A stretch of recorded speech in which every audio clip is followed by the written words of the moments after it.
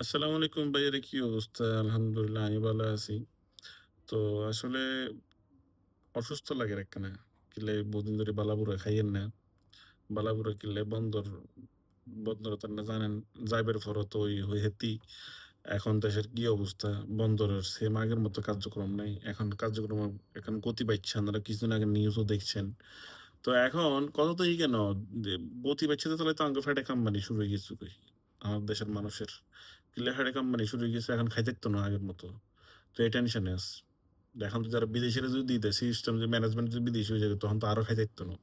তো এখন কথা হলো যে এই বন্দর লইয়েরা যারা এখন এই যে নাটক করে, তালবাহানা করে, আর অবরোধ করে, এগুলোর কি আসলে সরকারে কোনো রকম কোনো কি কয় এগুলোর থেরাপি তো জানা? আসলে এইসব মানুষ এগুলোরে এই মানুষগুলো এই প্রাণী এগুন এত বছর ধরে খাইছে, 17-18 বছর ধরে খাইছে, এখন আরো খাইতো স্যার। তো খাবি তো খা, সমস্যা নাই, তোগুলো তো আর বাদ করে দিত না। তোরা যদি 2 নম্বরই করস তো করে বাদ করবো। তো তোরা সুন্দর মতো যদি এই বন্দর পরিচালনার ক্ষেত্রে যদি তোরা সহযোগিতা না করস, তো করে কেন রাখবো?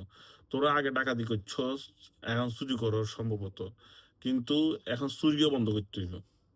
নতুন এই বাংলাদেশে এখন চুরি বন্ধ করার অতি প্রয়োজন। আর নাহলে তোমরা এই দেশ ছাড়ি চলে যাও, বাইরে কামলা দাও কই। আর যদি তোমরা যদি সুন্দর মতো সদ্যভাবে কাম করতে পারো তো করো। তো এখন এই বন্ধ লইরে যে আমরা যে নাটক, যে বন্ধ লইরে যে এখন যে তাল বাহানা শুরু করছো, তো এগুলো কোনো কথা নেই।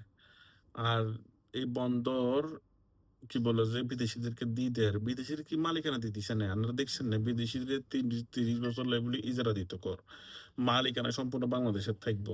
বিডের চেয়ারম্যান এত তোতা ফাঁকির মতো সুন্দর করে বুঝে বুঝে কইবের খরচ দেন না, মাথার ভিতরে না ঢুকে তো আর কি কইতো।